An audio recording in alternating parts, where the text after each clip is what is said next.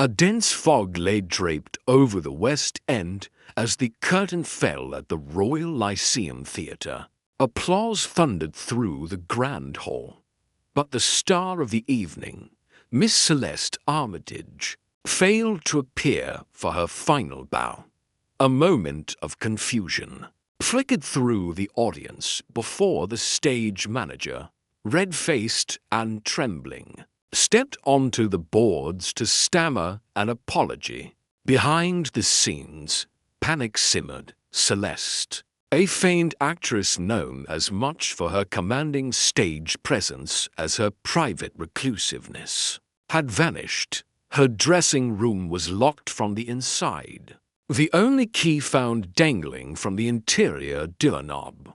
No sound had come from the room since the play's conclusion. The manager pounded on the door. No answer. When a locksmith forced the door, gasps erupted. Celeste lay crumpled on the Persian rug beside her vanity. Her eyes stared wide and glassy at the ceiling, her face frozen mid-expression, one that bore the same tragic anguish she'd delivered only minutes earlier on stage. No wound marked her body. The window was latched, the room pristine. Only a peculiar object rested on her dressing table, a single playing card, the Queen of Spades. With the words "Your final line was perfection" scrawled across it in dark ink.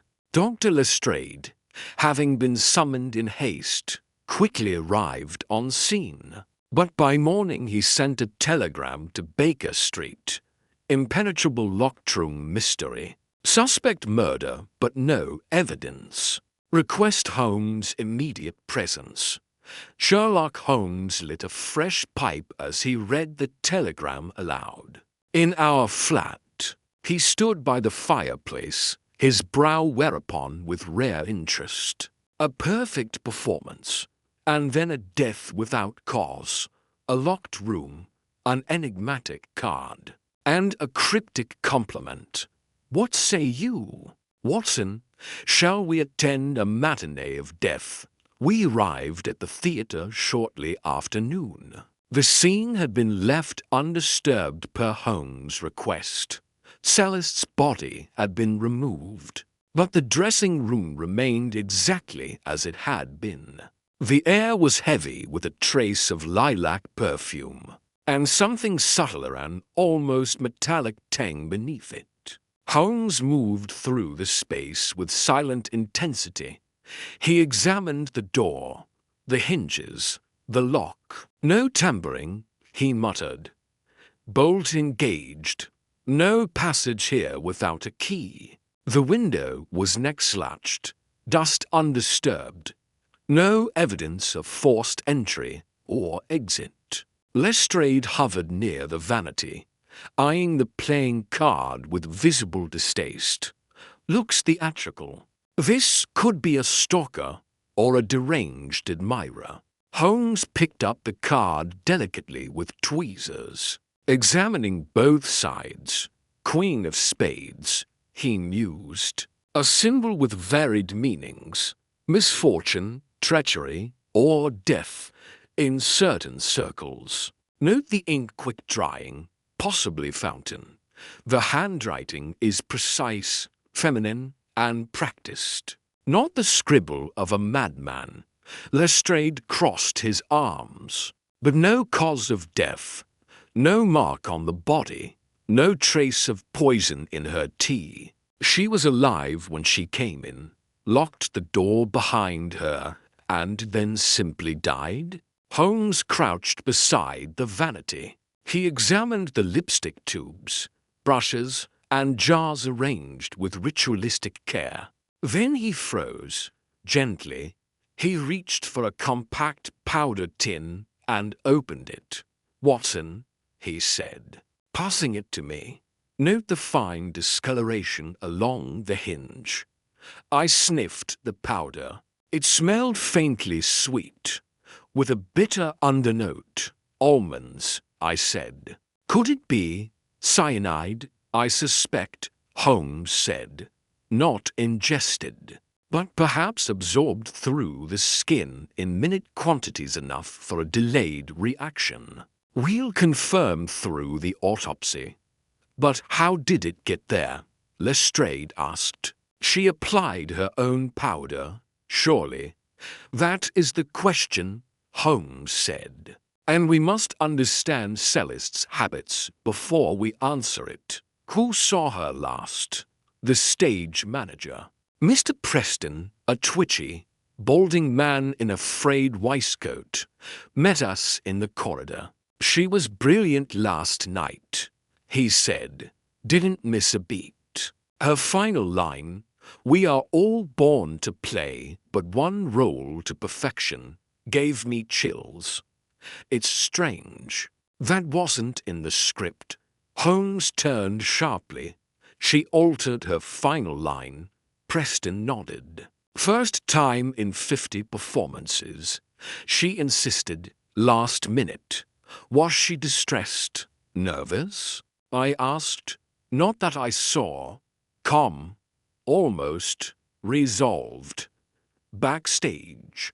Holmes requested access to Celeste's personal effects. A trunk of costumes, letters, and cosmetics was brought to us. Among them, Holmes found a small bound notebook filled with notes and sketches for characters. But one loose page had been added recently folded into quarters, and upon opening it, we found a list, 7 names, all crossed out except one. Celeste Armitage. Holmes turned pale. These aren't character names, he said. They're real people. And I know too Judith Marlowe and Helen Vestris, both actresses. Both dead under odd circumstances in the last 3 years. Lestrade leaned over the list. Are you suggesting a serial killer targeting women in the theater? Perhaps not a killer. Holmes murmured. Perhaps an avenger. He turned back to the card. This phrase, your final line, was perfection, combined with the substituted line in the performance. A dialogue. Someone knew what she would say. Someone orchestrated this. But how could they get to the powder?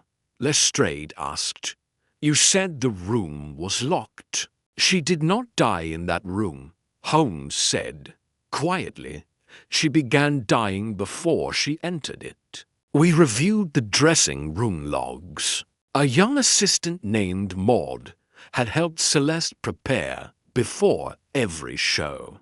But Maud had taken ill the night before, replaced by a new girl, Clarabelle. Holmes' eyes lit up. Find her at once. But Clarabelle was gone, vanished. No address, no resume.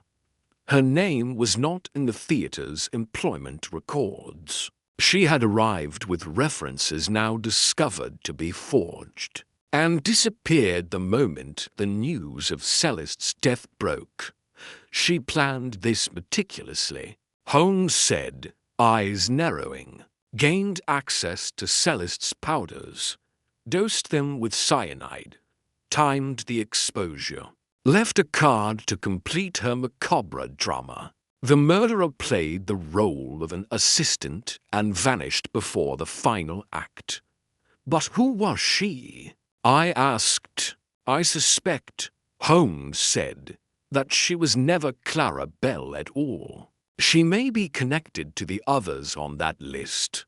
We are not dealing with a random killer. Watson, we are confronting a mind that believes it is delivering poetic justice, one role at a time. Outside, the fog thickened, curling down the alleys like the tendrils of a ghostly curtain. Somewhere in London, a woman who played her part to perfection was already preparing for her next act. And Sherlock Holmes, for the first time in many months, found himself facing a mystery where the villain did not flee in haste but vanished with theatrical precision, her script perfectly rehearsed. The following morning found Holmes seated once again in the theatre's dim backstage corridor, tapping his fingers rhythmically against the arm of a worn velvet chair. The air carried the same mingling sense of grease paint, old wood, and something more elusive expectation. I stood nearby, watching the corridor beyond, where members of the troupe whispered nervously in corners, casting wary glances at Celeste's dressing-room door, now sealed with police tape. Holmes had already dispatched a wire to Mycroft, requesting all available information on the alias, Clara Bell, and the 7 names found on Celeste's folded note. We had little hope she would have left behind a real name, but even a shadow, a misstep, could be enough. While Lestrade busied himself interviewing cast and crew with the methodical dullness of a man chasing loose threads in the fog, Holmes returned to the dressing room for a final examination. Something still gnawed at him, something out of place, not in its absence, but in its very precision. He stood again before the vanity, his eyes traveling slowly across each item. Then, without warning, he crouched, peering beneath the ornate table. A faint smudge, barely perceptible, stained the underside of the surface. Holmes drew a handkerchief from his coat and dabbed at it gently. The cloth came away streaked with a trace of beige cream. "Face powder," I said. Holmes nodded. "Yes, but not from a container.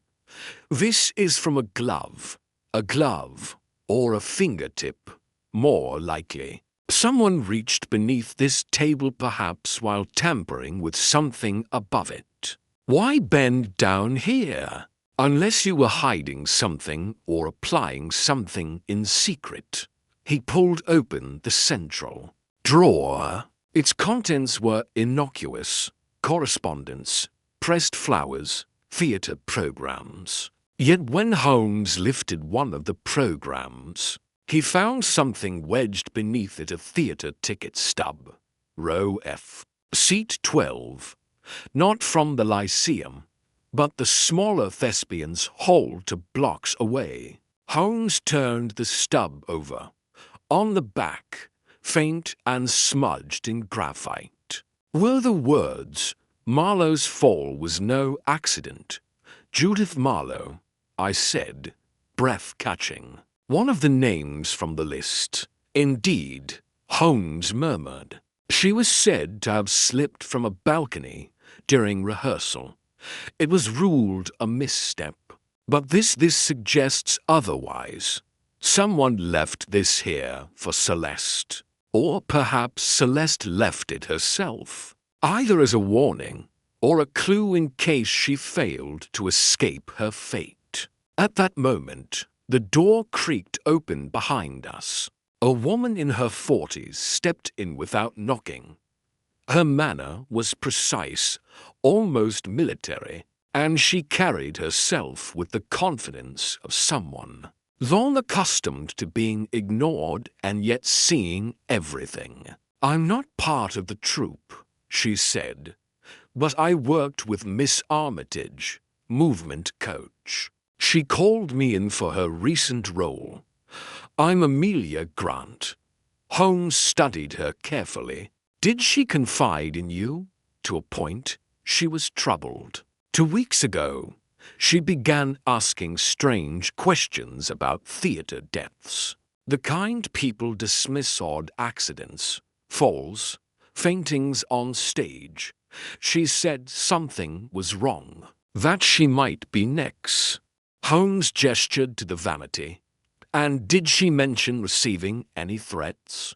"She said nothing directly, but 3 nights ago, I saw her staring at the Queen of Spades in a deck of cards. She told me it was a curtain call waiting to happen. I thought she was being poetic. Did she mention Judith Marlowe?" "Only once." She said Judith had written her something that frightened her. Holmes produced the theatre stub. Could this be it? Amelia's eyes widened. That's Judith's handwriting.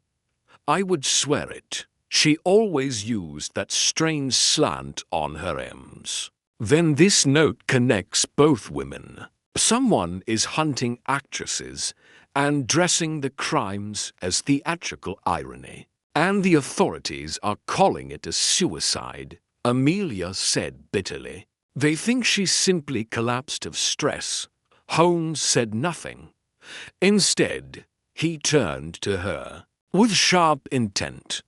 One last question, Miss Grant. Did Celeste have a habit of altering her final lines? No, she replied. She was meticulous with scripts, but she insisted on that change the night she died. Said it was more honest. Holmes's eyes narrowed. Honest, yes, and very deliberate. After Amelia left, Holmes paced slowly across the room, then turned to me with sudden clarity. Consider, Watson, she altered her last line to we are all born to play but one role to perfection. Not a role, but one role, singular, final. A confession, perhaps, or a message to someone listening? I frowned. You believe she was addressing her killer, or becoming her killer's next line? Each murder is staged like a performance. The Queen of Spades. A perfect final line. A locked room. No mess. No struggle. This was not about rage. It was about art. We left the theatre shortly after, walking down Drury Lane toward the Thespians' Hall, clutching the stub like a compass. The hall itself was a far more modest venue, tucked behind a row of shops. Its manager, a stooped man with thick spectacles, greeted us with confusion.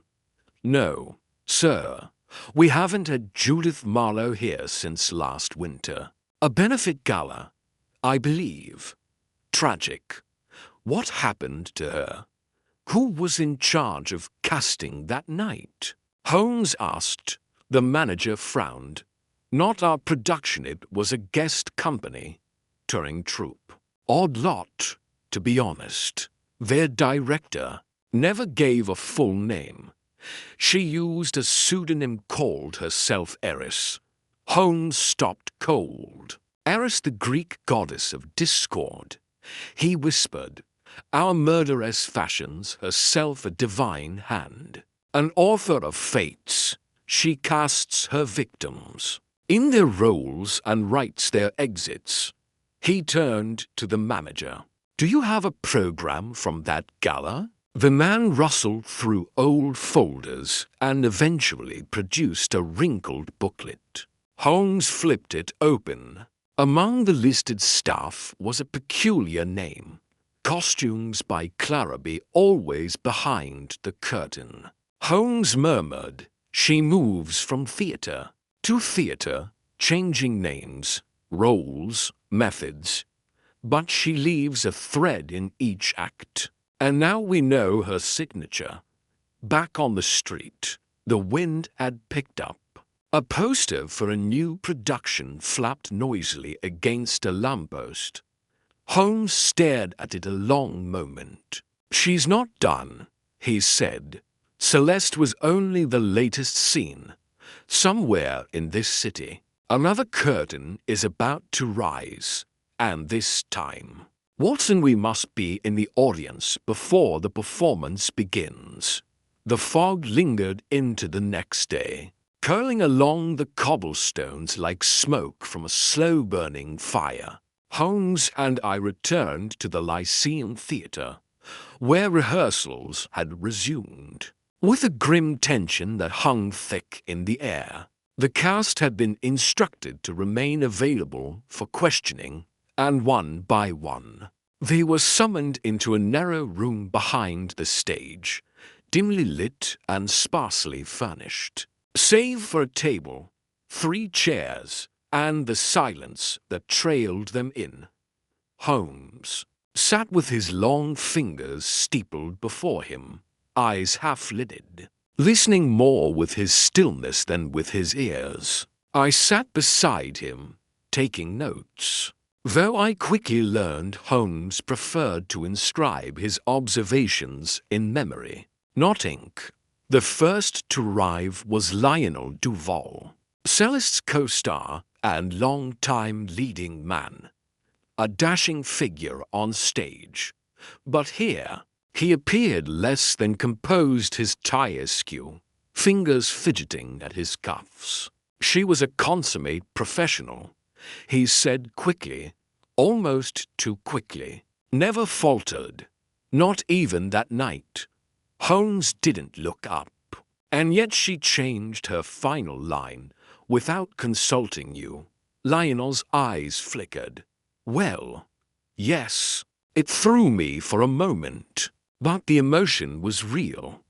It added power. You didn't ask why she changed it. I did, but she just smiled. Said the truth sometimes demands a rewrite. Holmes finally looked at him. Tell me, Mr. Duval, did Celeste have enemies among the cast? Lionel hesitated. Not enemies, no.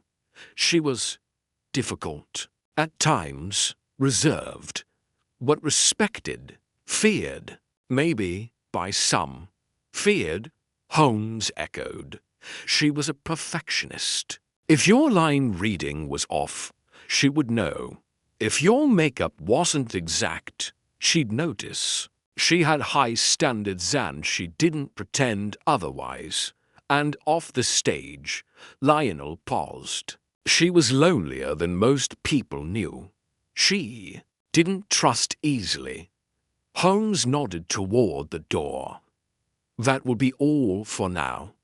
As Lionel left, Holmes turned to me. He's rehearsed that speech. Note how quickly he deflected blame, and how often he reminded us of her professionalism. And yet, he admits she feared someone. We must find out who. The next to enter was Mary Ann Bletchley, a younger actress who played a supporting role in the production. She had a nervous air, and her gaze darted between us as though expecting an accusation. I just want to help, she said before we even posed a question. I know how awful this is. Holmes's voice was calm. Were you close to Miss Armitage? Oh, no, not really. She kept to herself, but I respected her greatly. Did you see anything unusual the day she died? She hesitated. Well, not really. I did see a woman backstage before the performance. Someone I didn't recognize. She wore dark gloves. Thought she was with wardrobe, but she wasn't in uniform. What time was this? Just before curtain. Why didn't you report it? I thought maybe she was a guest or something. I didn't want to cause trouble. Holmes leaned forward slightly, and now, with Miss Armitage dead, you still believe she was a guest? Mary Ann swallowed hard. No, I suppose not. When she left, Holmes said, she knows more. She saw something and she's frightened of it. The third interview brought in the stage manager, Mr. Preston, who had greeted us on our first visit. His manner remained deferential, but now there was a stiffness to his answers that hadn't been there before. Everything ran as it should that night, he said. No disruptions, no suspicious activity. Miss Bletchley reported seeing an unknown woman backstage before the show, Holmes said. Preston frowned. I don't recall anything of the sort. Surely you would notice someone unfamiliar? There's always movement backstage, stand-ins, costume hands, patrons. Of the theatre company, it's impossible to track everyone. Then you admit someone could have slipped in unnoticed? He shifted in his seat. I'm not saying that. I'm saying I didn't see anything unusual. Tell me, Mr. Preston. Holmes said quietly, do you often hire temporary assistants? Under false names, the manager's jaw tensed. You mean Clara Bell? That wasn't my doing. The head of wardrobe signed off on her. Who is? Madame Alvina. She's been with the company 20 years.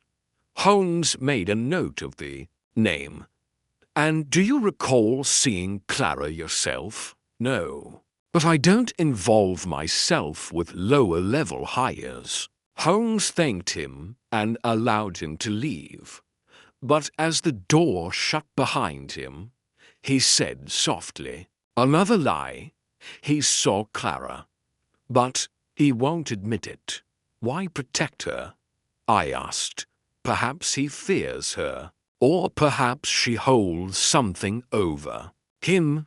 At Holmes's request, Madame Alvina was summoned. She entered with the weary pride of someone who had weathered the whims of divas for decades. Her spectacles hung on a silver chain, and her hands were stained with dye and thread. Yes, I approved Clara, she said.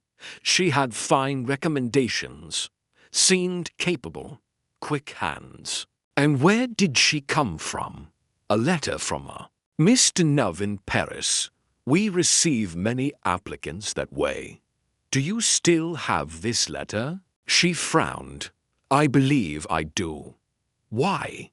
Because Mr. Nuv does not exist. Madame Elvina's lips pressed thin. I thought her too polished. She never asked questions, just did the work. Did she interact with Miss Armitage?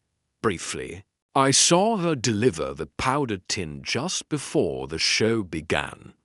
Holmes leaned forward. You saw her hand it directly to Celeste? Yes. I didn't think anything of it. She may have poisoned it in that moment. Elvina's face drained of color. Then I was right there and did nothing. You weren't meant to see it as anything but routine, Holmes said. You played your part in her script. As we stepped out into the corridor again, Holmes said, there is a pattern to their responses. Duval deflects, Bletchley trembles, Preston lies, and Madame Alvina. She carries the guilt of a bystander. But none of them killed her. I said, no. But one of them helped the killer knowingly or not. Clara Bell is not just a stagehand. She is a master of misdirection. And like any good playwright, she knows her audience. She counted on them to repeat their roles blindly. The echo of footsteps sounded behind us. A young usher came panting down the hallway, holding an envelope.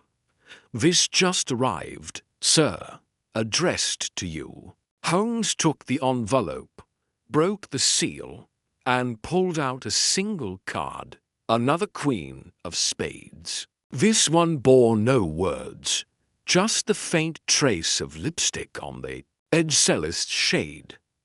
Holmes stared at it for a long time. She's watching us now, Watson, and she's written us into her next act. The Queen of Spades rested between Holmes's fingers like a quiet challenge. He examined the lipstick stain with the scrutiny of a jeweler inspecting a flawed gem, then turned the card in his hand and held it to the light, his brow furrowing ever so slightly. This isn't merely theater anymore, he said. It's personal.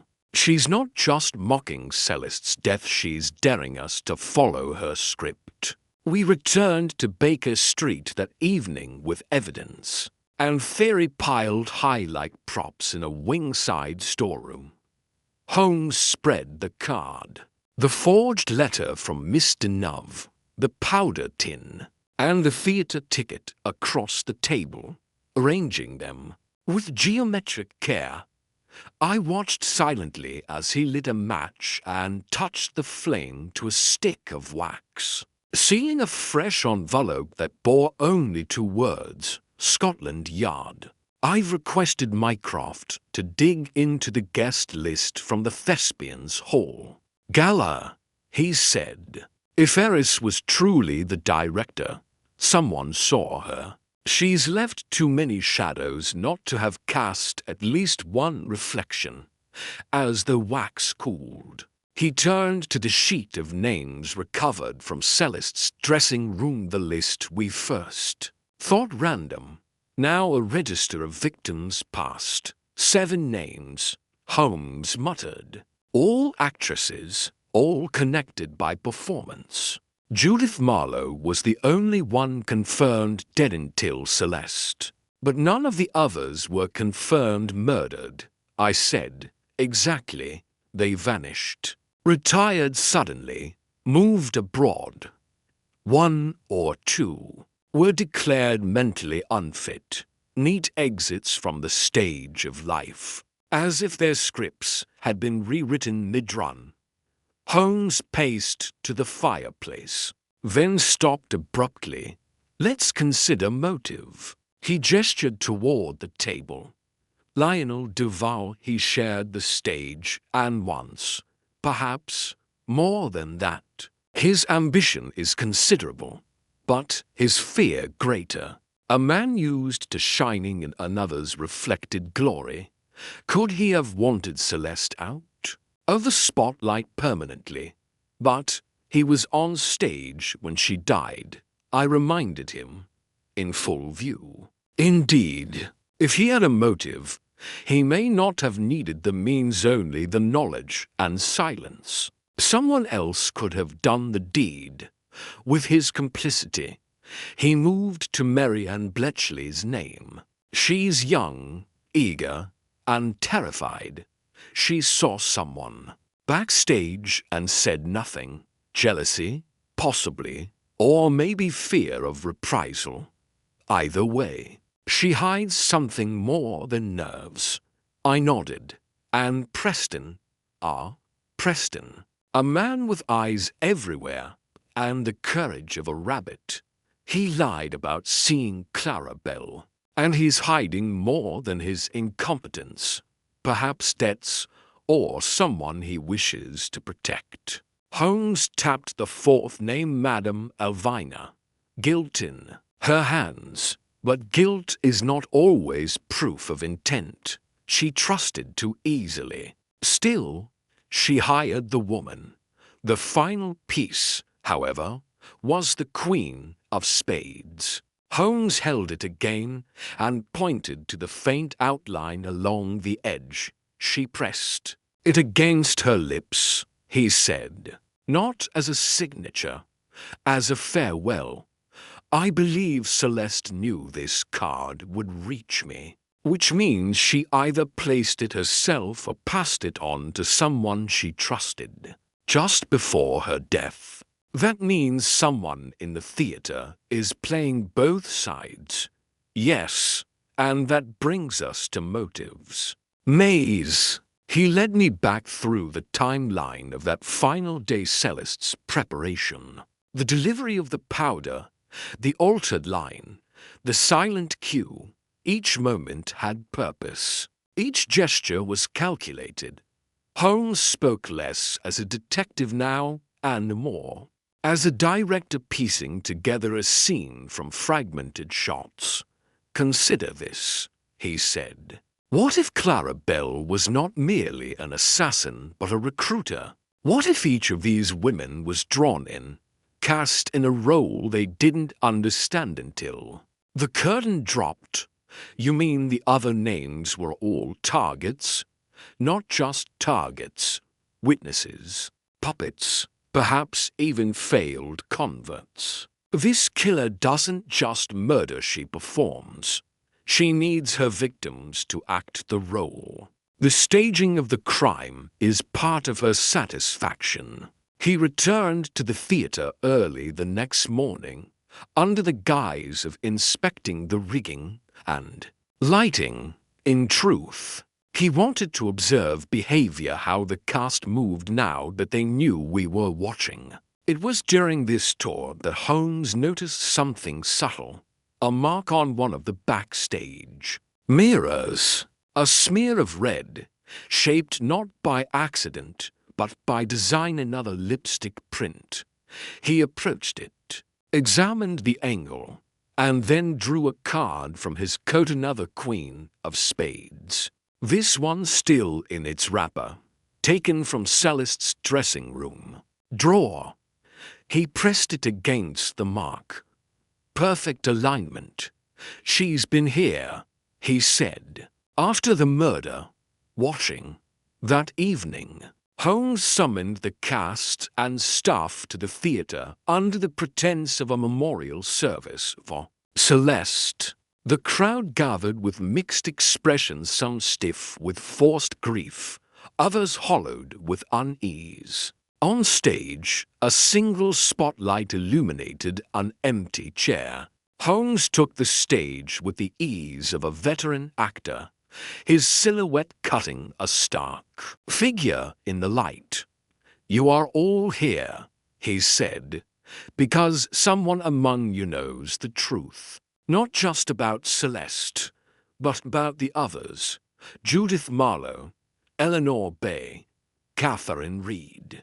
Names written and crossed out not as a list but as a sequence. Rehearsals, if you will. He paused, letting the silence stretch. This is not merely a series of murders. It is a production, carefully cast, meticulously staged. The killer is an artist, and each of you are players in her script. Unease rippled through the audience. Preston shifted on his feet. Bletchley looked as though she might bolt. Holmes raised the queen of spades. "She left this for me. A challenge, perhaps, or a message. One I believe Celeste meant for us to decode." He stepped from the stage and walked straight to Lionel Duval. "Your performance the night she died, what changed in her?" Lionel blinked, sweat beading on his brow. She was distant, focused, like she knew something. Holmes turned to Bletchley. "And did you recognize the woman in gloves?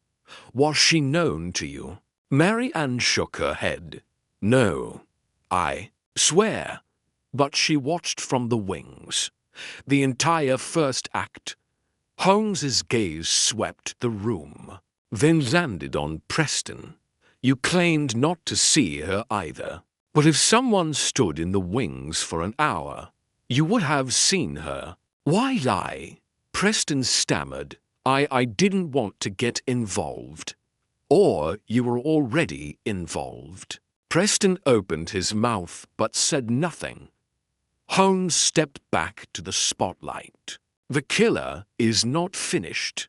She has performed in 7 acts so far.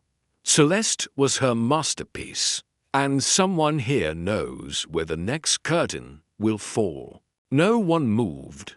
Holmes's voice dropped. "The question now is whether you will speak before the final scene plays out."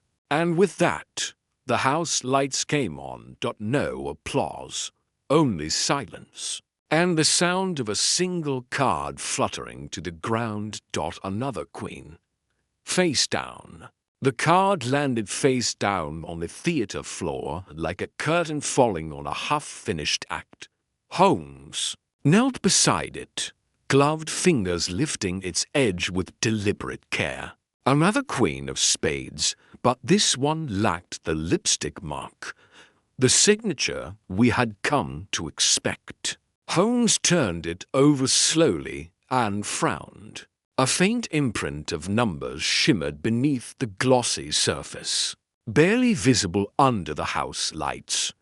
"Look here, Watson," he said, handing me a magnifying lens. I bent close and squinted, discerning the faint figures for 7.9.13.5. Coordinates. A cipher. It didn't fit the pattern of a card merely meant as a message. Holmes pocketed it without comment and turned to face the gathered cast and crew, who now buzzed like flies disturbed by a sudden gust. That night, the Queen with numbers became our obsession. Back at Baker Street, Holmes plotted the sequence. Onto a grid, the numbers, he determined, corresponded to lines of text stacked for Scene 9. Line 13, Word 5 from the Duchess's Lament. The final play Celeste performed before her abrupt disappearance from the stage 5 years earlier. Holmes retrieved an archived script. The line in question, "The dagger waits behind the mask." He read it aloud, and a chill passed through the room. "A warning," he muttered. "She's telling us the killer hasn't struck their final blow before dawn broke." However, the investigation was taken from our hands. Inspector Lestrade arrived unannounced, beaming with smug satisfaction and flanked by two constables. Holmes greeted him with weary amusement as Lestrade laid down a sheaf of papers on the desk. "We found her, Holmes," he announced. "Clara Bell, real name Agnes Stroud, stagehand under Madame Elvina's employ 10 years ago. She disappeared after a dressing-room fire in Leeds, presumed dead. Turns out she changed her name, vanished into the circuit, and re-emerged under a false identity. Scotland Yard tracked her to a bedsit in Limehouse. We found this." He produced a silver compact identical to Celeste's, except scorched at the edges and missing its mirror. Beside it, he placed a vial of arsenic powder, half-used. Lestrade straightened proudly.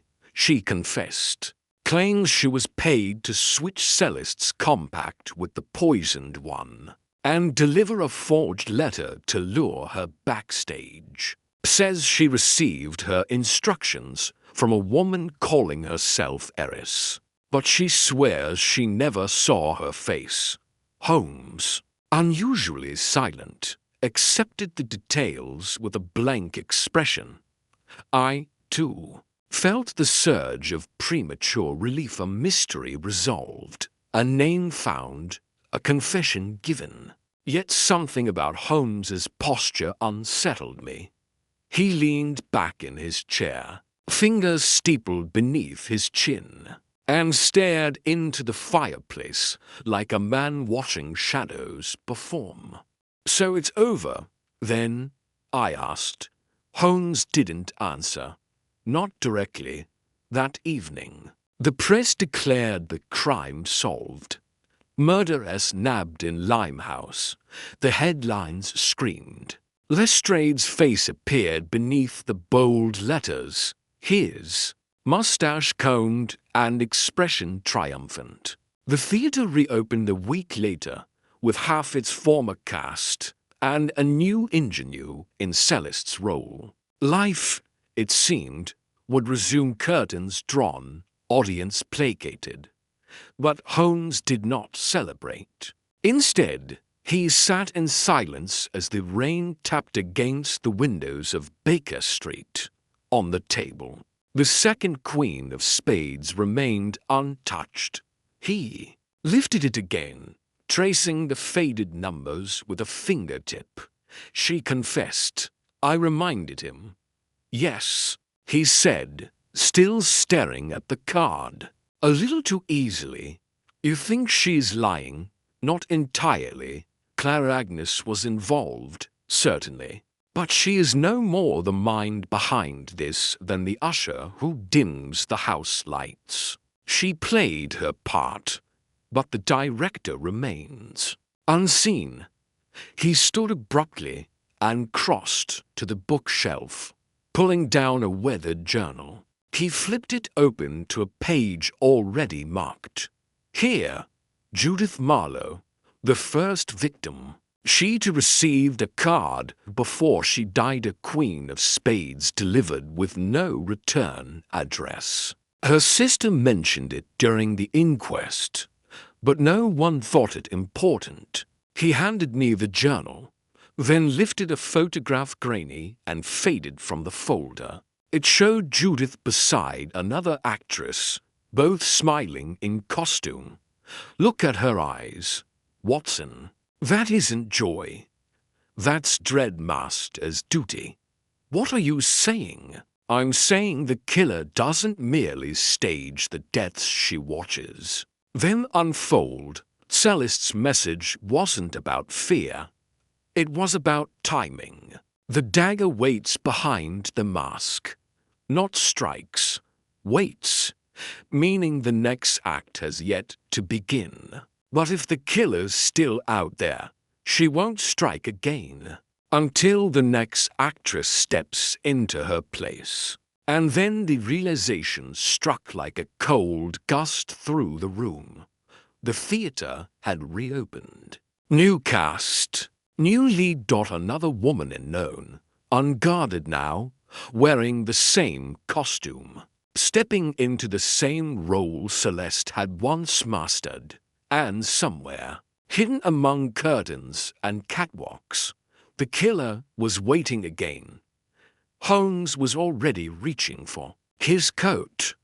We must return, he said, tonight, before the final line is delivered. We arrived at the Thespians Hall just after the first intermission. The theater pulsed with life, laughter, applause, oblivion.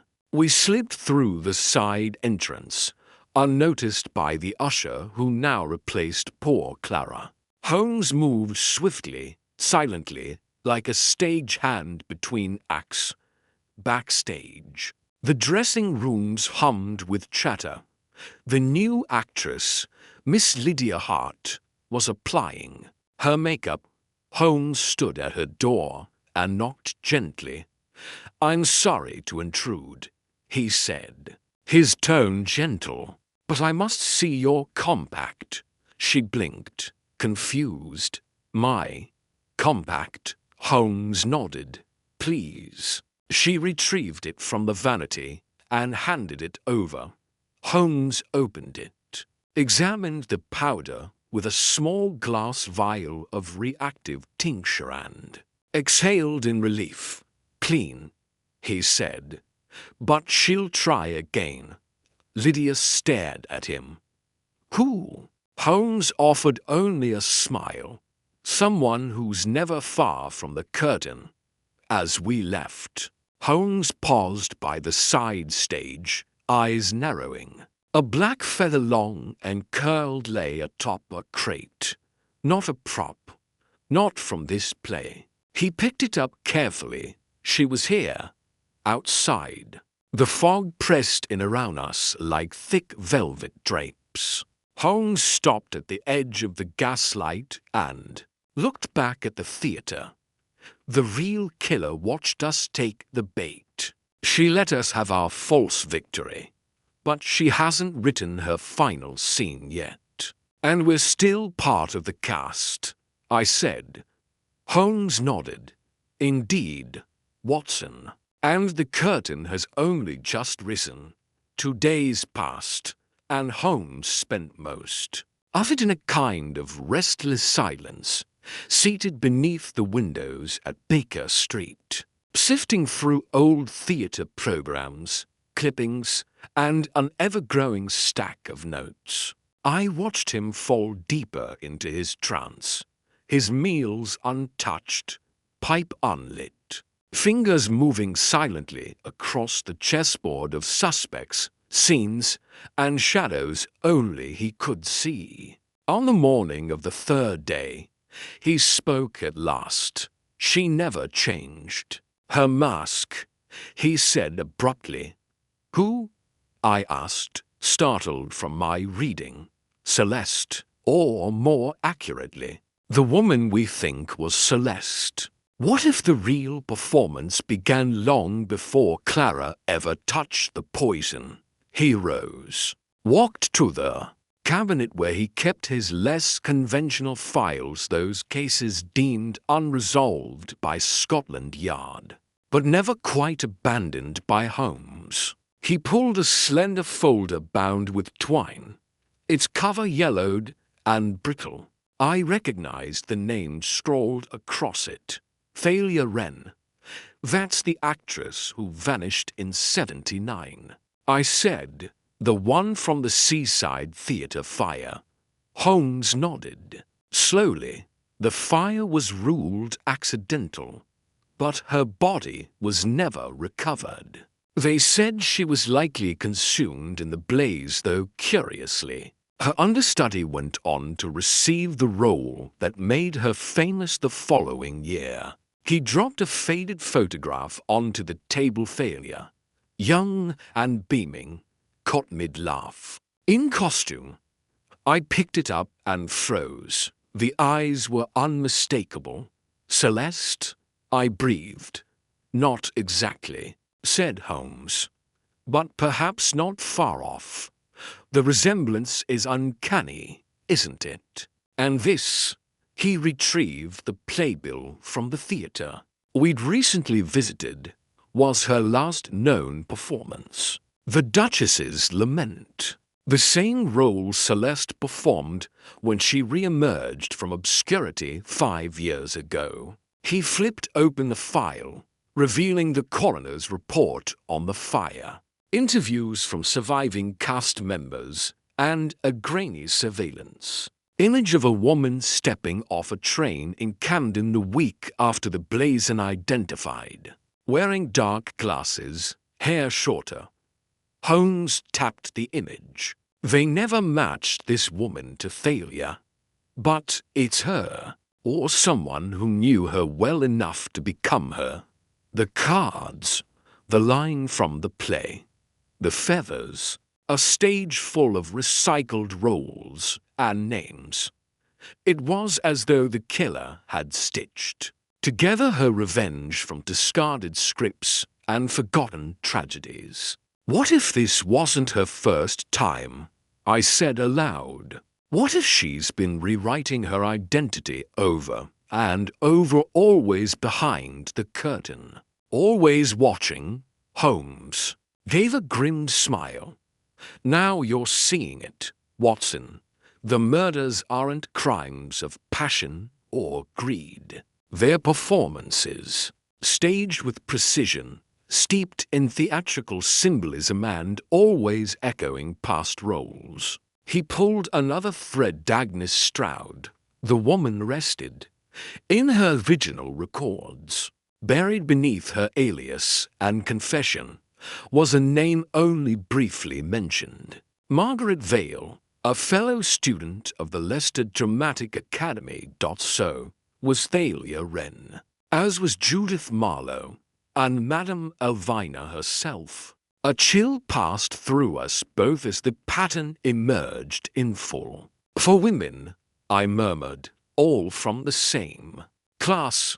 Holmes nodded, and only one of them never made it to the stage. He retrieved the Academy's alumni roster.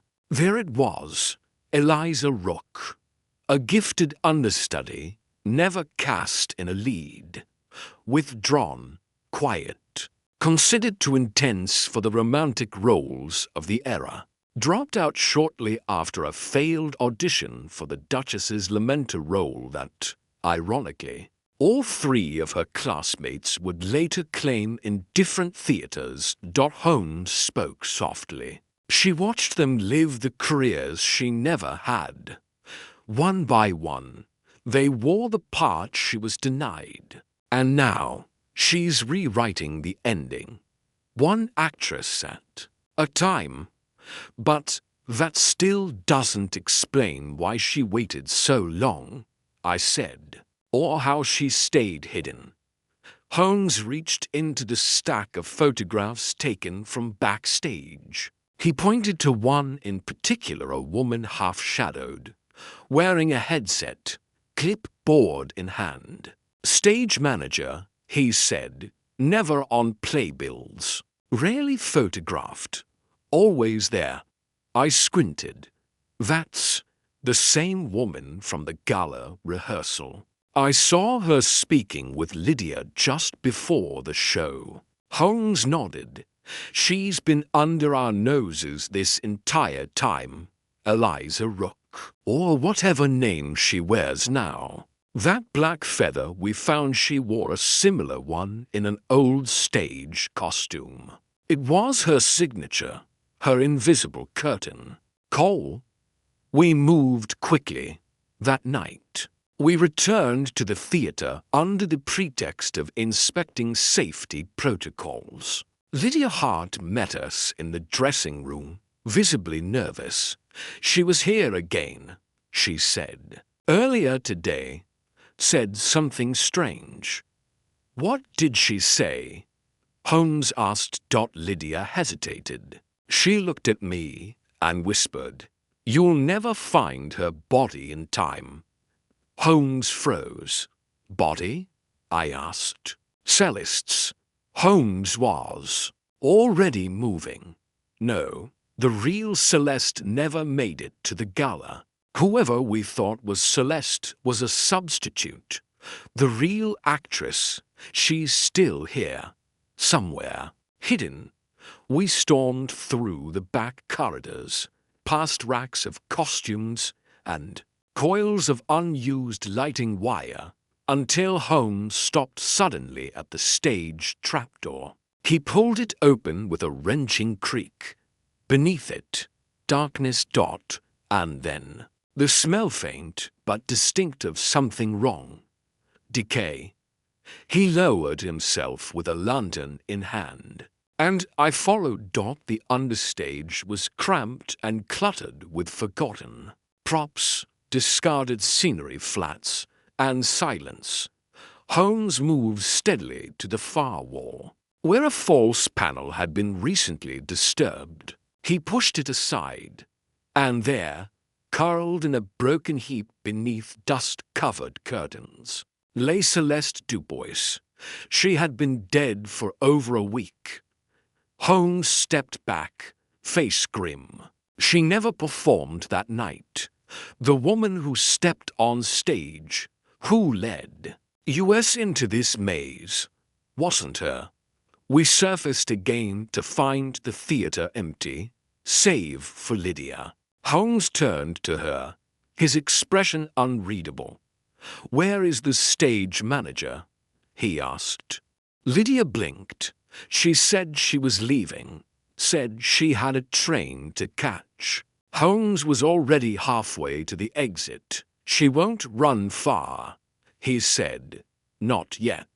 Her final act requires an audience, and somewhere beyond the theater, beyond the applause and the velvet, the woman once known as Eliza Rook was preparing her last, most devastating performance." Holmes moved swiftly through the midnight fog, his silhouette long and silent across the lamplight-soaked pavements of London. The theatre's grim discovery had confirmed what he'd long suspected. The Celeste Dubois, who dazzled the gala audience, was a fraud. The real woman, once vibrant, once feared, had been silenced and hidden beneath her own stage, discarded like a broken prop. And the imposter vanished. She must have planned every second of it, I said, keeping pace with Holmes as he turned down a narrow side street off Regent's Park. Slipped in as Celeste, gave her performance, then faded away before the curtain call. Slipped in, yes, Holmes murmured, but not faded, not yet. Eliza Rook is not finished. Her story lacks a climax. And what are we doing now? Writing her final scene. he said simply. The following morning, Holmes requested the presence of 3 individuals at Baker Street: Lydia Hart, Judith Marlowe, and Agnes Stroud-Fried on bail after Holmes's revelation overturned the charge against her. Each woman, in Holmes's words, had lived with the echo of Eliza Rook, whether they knew it or not. Now, he intended to amplify that echo until someone cracked. I need them together, he told me as we sat the room, in a space she cannot control, and I need you to remain silent. Watson, watch, listen, and take note of every flicker of emotion. I complied, setting 3 chairs in a triangle near the fire, while Holmes placed 4 identical envelopes on the mantel, each bearing no name, just a wax seal imprinted with a theatre mask, half comedy, half tragedy. It was an image recovered from one of Eliz's old academy notebooks, where she used it to sign her practice scripts. At noon, the women arrived one by one, each guarded and wary, each uncertain why they had been summoned. Holmes greeted them politely, offered no explanation, and gestured for them to sit. Then he stepped to the mantel and began. I have received 4 letters, he said, each claiming to be from Eliza Rook. A collective breath drew in. Judith Marlowe stiffened visibly. Lydia blinked, quick and shallow. Agnes's eyes narrowed, cautious but unreadable. Holmes continued. Each letter recounts events from your shared time at the Leicester Academy scenes, both private and painful. If one is genuine, the rest must be forgeries. But one truth always exposes itself in the shadow of lies. He took the first envelope and handed it to Lydia. Please read this aloud. Lydia opened it with trembling fingers. The letter described a moment during their final performance assessment, an outburst from a young actress who had been overlooked for the lead role. The letter called her a puppet among stars, mocked her delivery, and ended with a single line, "You never earned your applause." Lydia faltered halfway through, her face pale. I don't remember this, she whispered.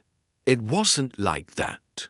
Holmes passed the second letter to Agnes, who read aloud a sharply penned monologue about rejection and silence.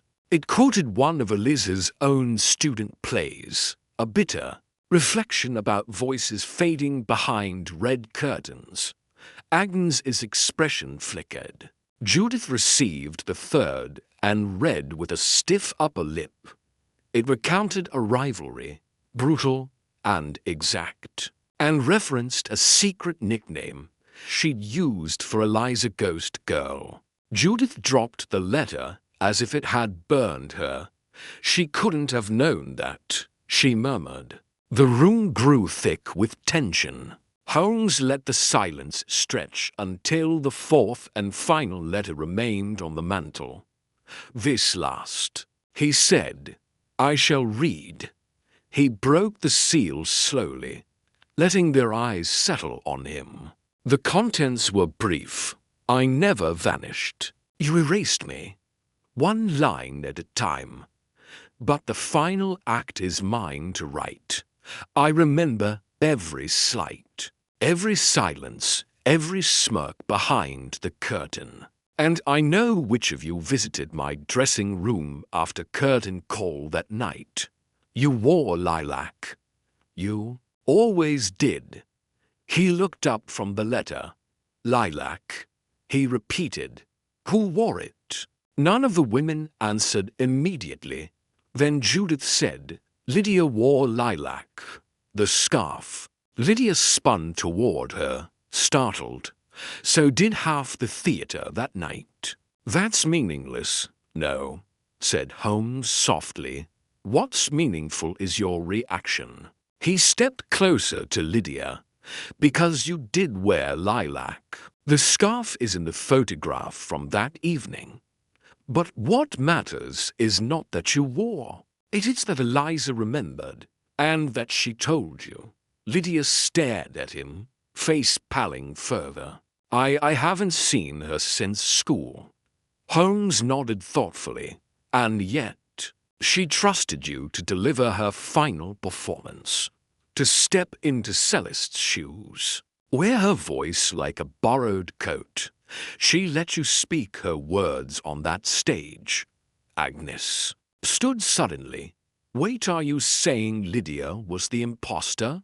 I'm saying, Holmes replied, turning to all three, that Eliza Rook could never perform alone. She needed a stagehand, a co-star, someone who could blend into the spotlight while she remained in shadow. Lydia was the only one who claimed to have spoken with her that day. She said Eliza gave her a warning. You'll never find her body in time. But how would Eliza know she was dead if she hadn't killed her yet? Judith's hand flew to her mouth. She didn't say that. Lydia whispered, Holmes. Wait, I only repeated what I thought she'd meant. Holmes took a step closer, voice low and sharp now. You've been playing both sides, the loyal protege and the understudy of a ghost. She needed you to infiltrate the cast, make the calls, set the stage. In return, she promised you the lead. Lydia trembled. She said it would just scare her, that Celeste would leave the theater in disgrace, not die. I didn't. Holmes pressed on, but then it escalated. Eliza killed Celeste and asked you to lie, and when you hesitated, she reminded you what they took from her and from you. Lydia's eyes welled. I wanted the part. That's all. Just one role. One. Even now, Holmes said, she's watching you. Lydia turned her head slowly, gaze darting toward the window. Holmes turned with her, but there was no figure in the glass, no silhouette. She's nearby, he said, waiting to see how this scene ends. Lydia sank into her chair, defeated. She'll come for me next. Holmes crouched beside her. That depends on your next line. In that moment, the final piece fell into place, not with violence or a chase, but with a whisper of truth. Lydia, shaken, agreed to cooperate. Eliza had stayed one step ahead by never stepping forward. But now, she had lost her mask. All that remained was the final scene. The silence in Baker Street lingered long after Lydia Hart was taken away under discreet guard. She had agreed, in whispered fragments, to help Holmes draw Eliza Rook into the open. But her fear was genuine, raw enough to make even Holmes pause before stepping away from her confession. And yet, something remained unfinished. That evening, Holmes sat unmoving in his chair, the firelight flickering over his hands steepled beneath his chin. I busied myself with organizing the letters and notes scattered across the table. 4 letters, identical in their weight and venom, now sealed in separate evidence bags. The scarf, Lydia's lilac one, lay folded beside them. It had been found at the theater days before, tucked beneath the dressing table in Celeste's room. It had seemed innocuous at first, but now, given Lydia's involvement, its placement took on darker significance. At precisely 9, Holmes rose and spoke. I must return to the theater. I blinked. Tonight, "Eliza won't wait long," he said. "She's been writing this performance for years. Now that her partner has faltered, she'll rewrite the ending." We arrived at the theatre. After hours, the staff gone, the stage dark. Holmes had obtained special permission to review the scene again before Scotland Yard's formal closure of the building the next morning. The trapdoor where Celeste's body had been hidden was still unlatched, a single theatre lamp casting its glow across the edge. Holmes descended into the hidden crawlspace beneath the stage and called for me to follow. "This area was used for props in older productions," he said, "rarely accessed. A perfect hiding place for a body, yes, but also for something more volatile." He moved with careful precision, inspecting each crate and support beam, knocking lightly with his cane until he reached a hollow panel, tucked behind a rusted pulley mechanism. He pried it open. Inside lay a narrow wooden box. He pulled it free and set it down. The latch clicked, and the lid opened to reveal a bundle wrapped in aged muslin papers, photographs. A bundle of notes with the same theatre mask seal Eliza had used before. Personal writings, records, maybe even rehearsals or plans for the night Celeste died. Holmes's eyes gleamed. Her archive. Should we take it back to Baker Street? I asked. "No," he said quickly. "We log it properly. Take photographs. Chain of custody must be clear. This is the truth she's tried to hide. If anything here links her directly to Celeste's death." But as he turned the first page, a sudden noise above us froze him. Mid-sentence, a clatter, metal scraping against wood. Holmes sprang up. Someone's on the stage. He motioned for me to stay back and moved with surprising swiftness. But by the time we reached the trapdoor's lip, whoever had been there was gone. Only a faint creaking echoed from the corridor beyond the dressing rooms. Holmes didn't follow. Instead, he knelt beside the box again, then stopped. The box was empty. I gasped. But it was full a moment ago. Holmes said nothing for several seconds. He examined the interior. "False bottom," he muttered, prying it loose. But beneath the base, only dust remained. "I was too slow," he murmured. "She was here," I said. "Eliza. She must have followed us." Holmes didn't respond immediately. He moved quickly, checking the perimeter, the doors, the props hanging from above. No sign of forced entry.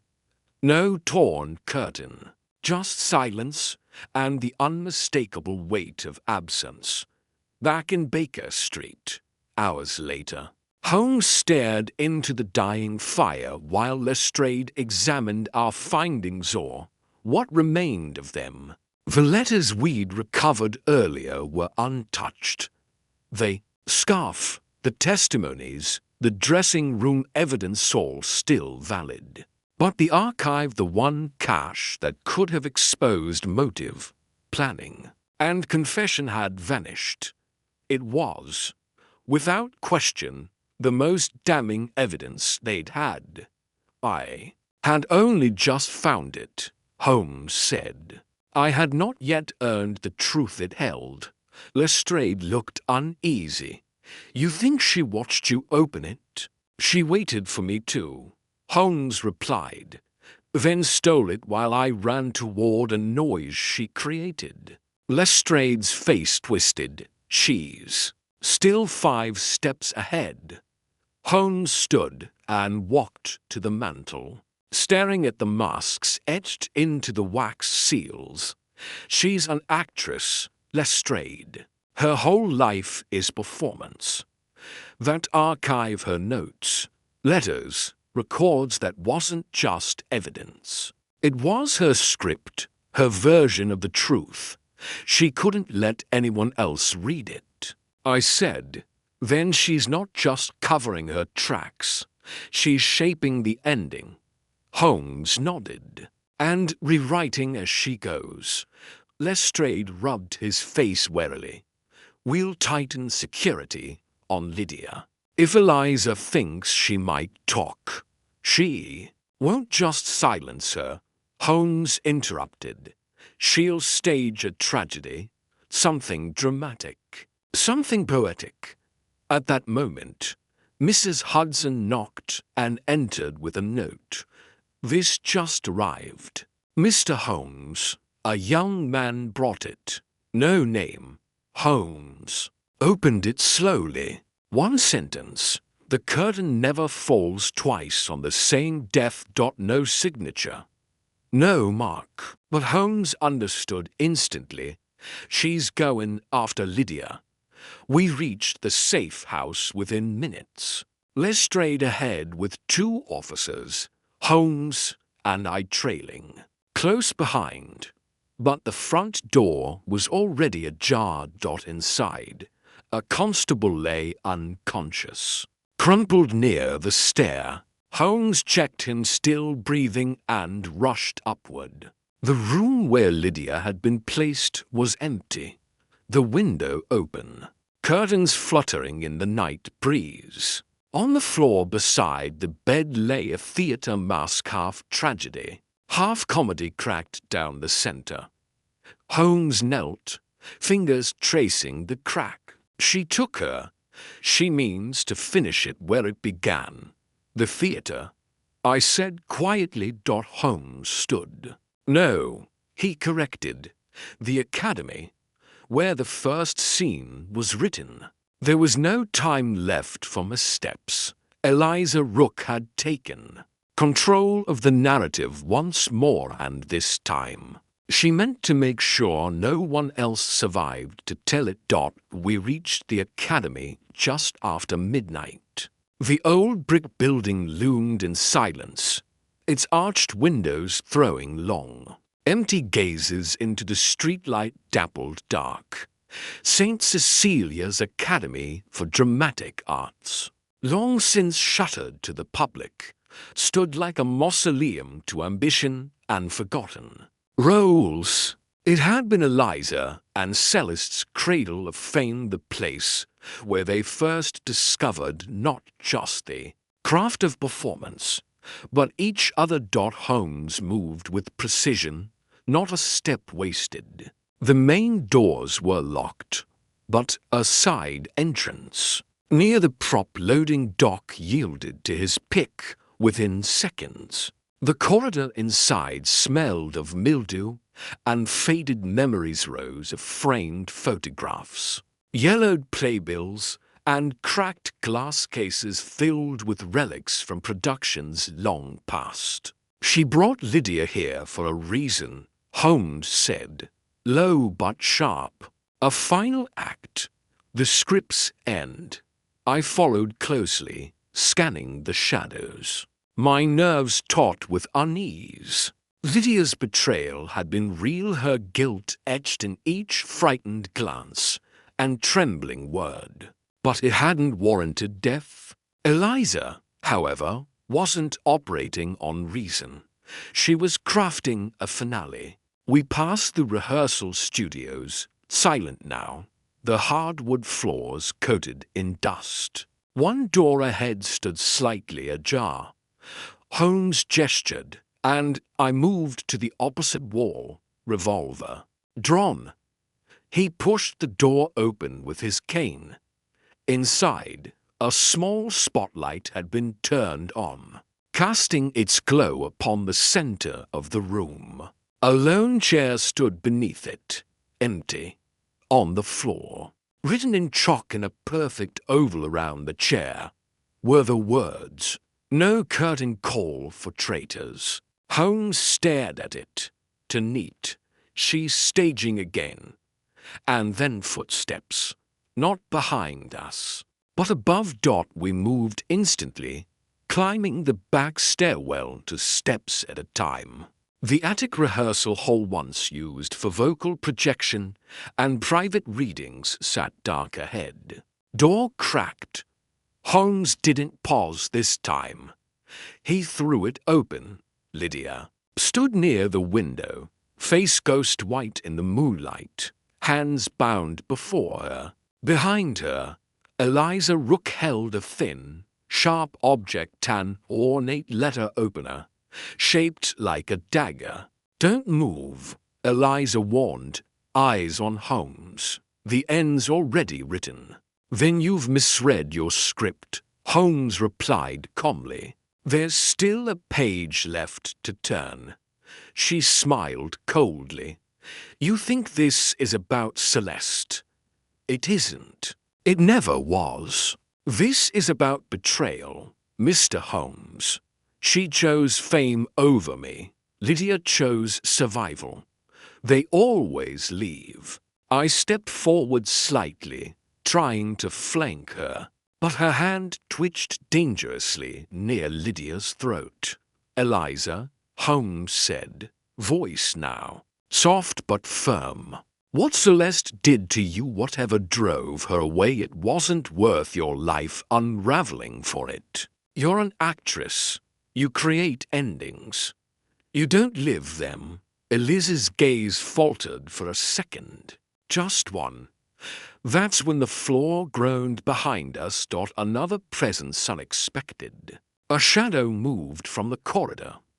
Holmes spun, drawing her. Breath. A gunshot cracked through the air. Lydia screamed and dropped to the floor. Eliza staggered back, not from a wound, but from pure shock. Standing behind us, pistol still raised, was Miles Quinn, the theater manager. Holmes stared, stunned. "Quinn." The man's face was unreadable. "You should have left it alone," he said, almost casually. "You'd solved enough." Eliza, still recovering from the shock, dropped the letter opener. It clattered at her feet. Holmes took a slow step forward.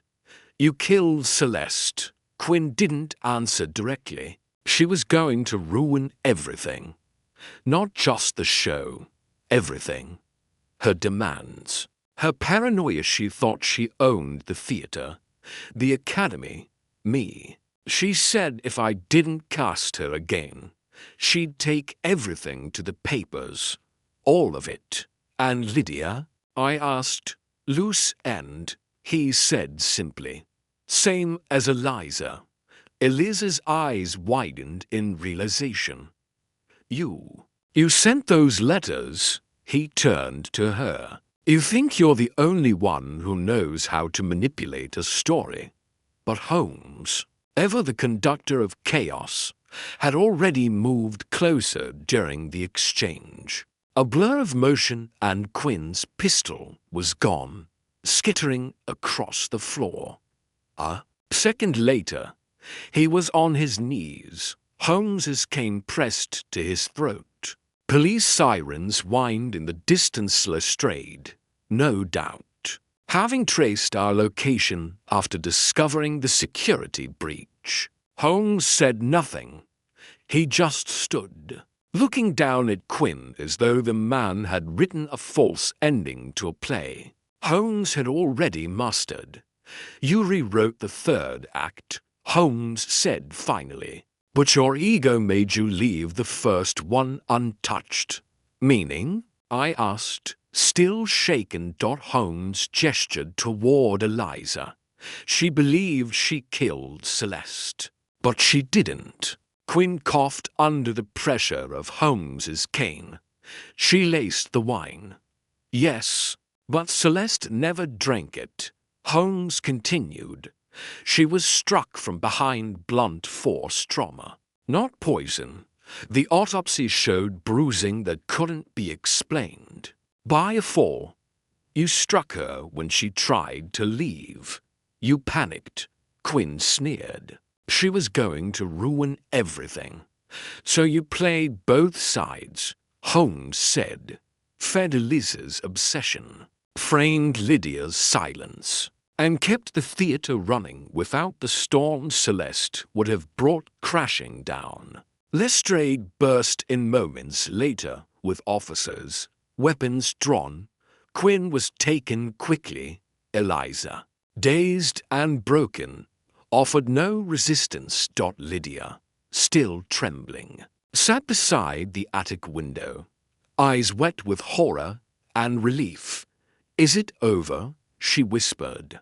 Holmes gave a tired nod. "No, but the audience is leaving." The dawn after Quinn's arrest broke grey and silent over Baker Street.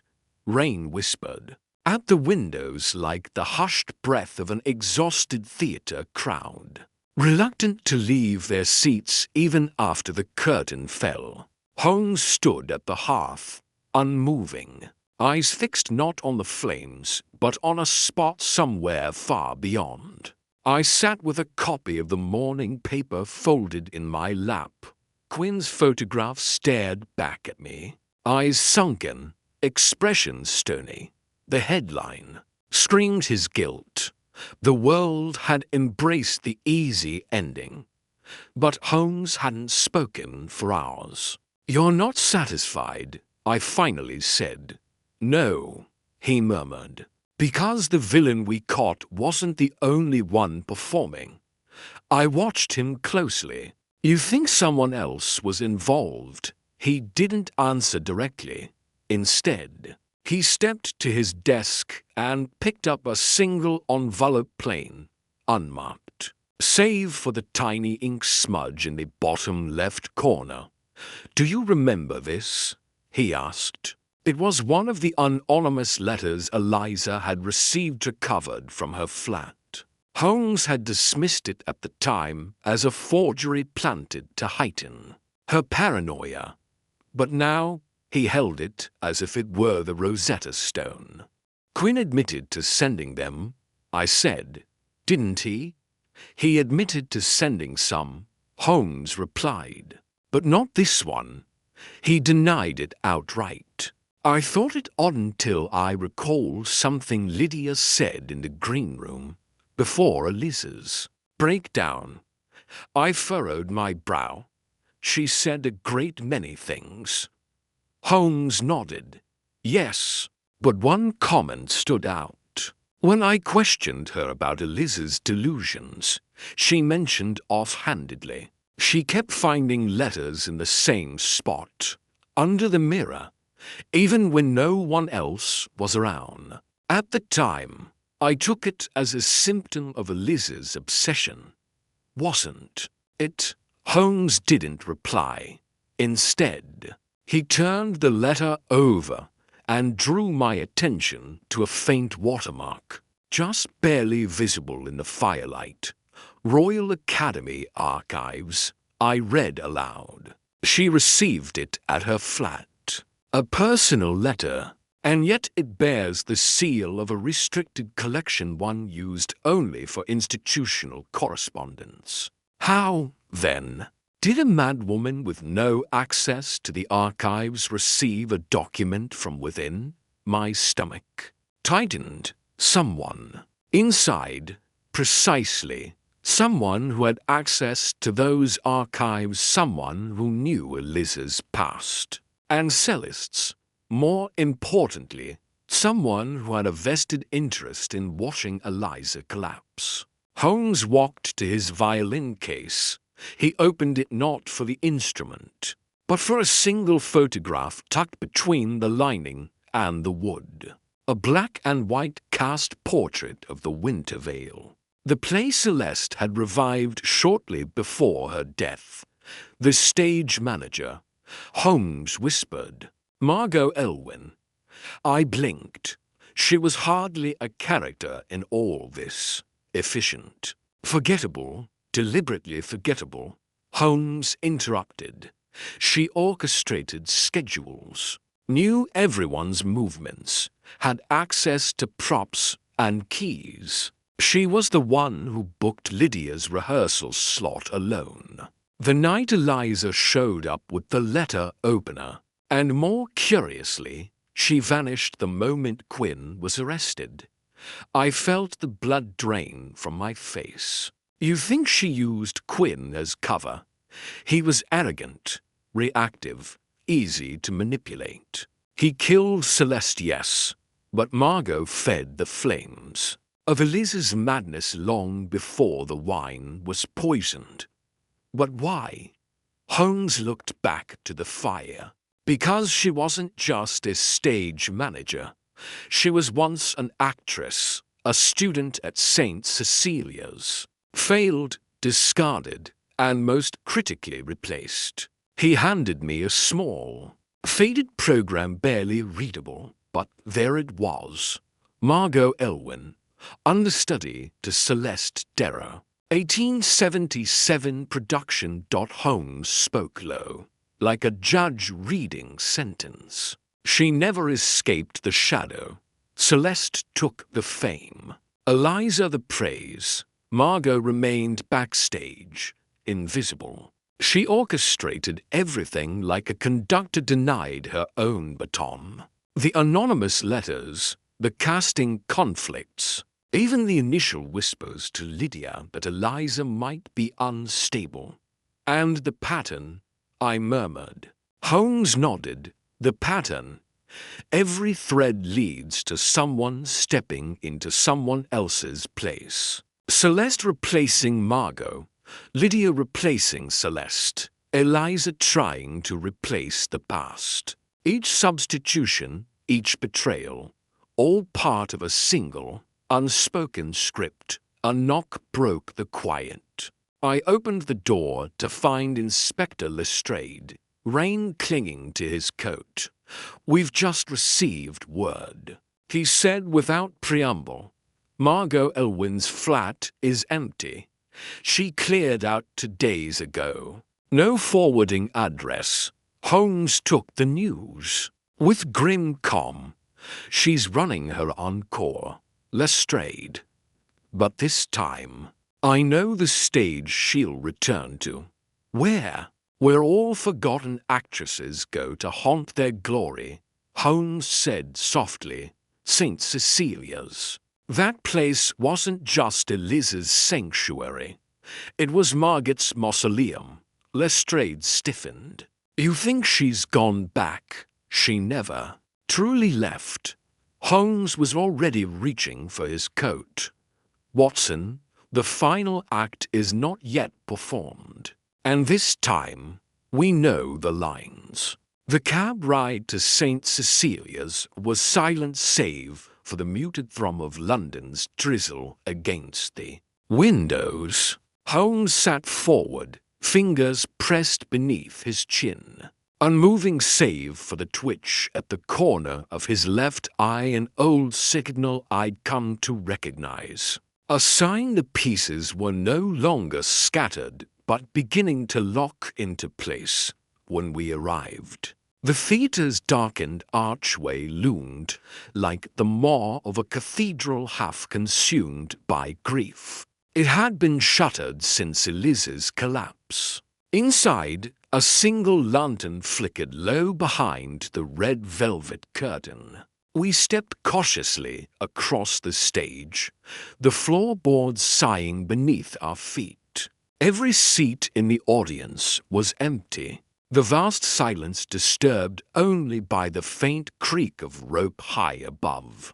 Holmes moved to the wings, passing the dressing rooms without pause, until he reached the trapdoor leading to the understage machinery.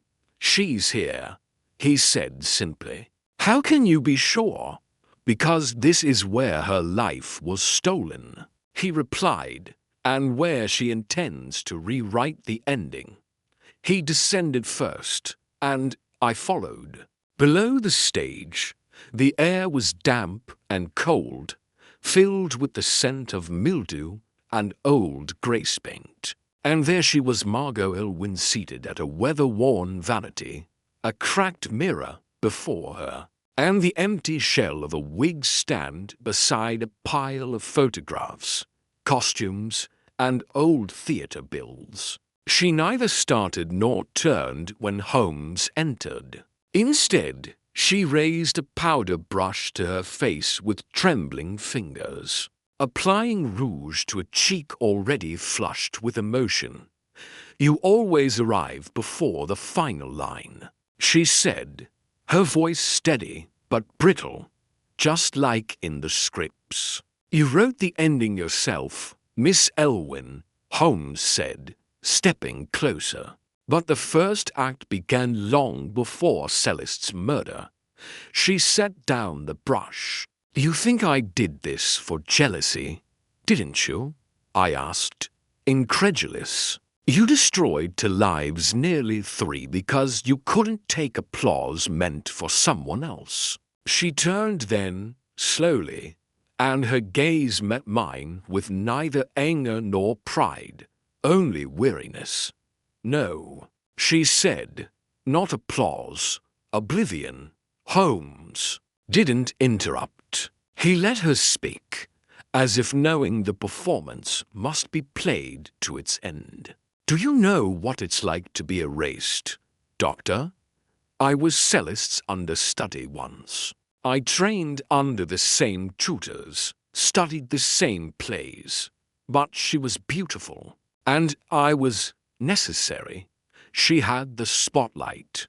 I held the props. Every line I ever uttered in public was written for someone else." "You resented her," I said. "I was her," she snapped, "at least for one night. The night she fell ill before the gala. I went on stage. The crowd rose to their feet, and for once just one sigh existed." Her hands curled into fists on her lap. "The next day, Celeste returned, and every playbill, every review, they erased me, reprinted names, reissued photographs. My performance vanished like breath on glass." Holmes spoke quietly. "So you followed her, even after she left the stage. She was never meant to." "Retire," Margot whispered. "She only did it because of Eliza. She pitied her, you know. Gave up her roles so Eliza could have them. Said she was tired of being adored. Can you imagine? Tired of being seen." She stood now, slowly, revealing a battered scrapbook pressed to her chest. Inside were newspaper clippings not of herself, but of Celeste, each photo annotated, marked, dissected like a surgeon's diagram. "I didn't kill her," she said.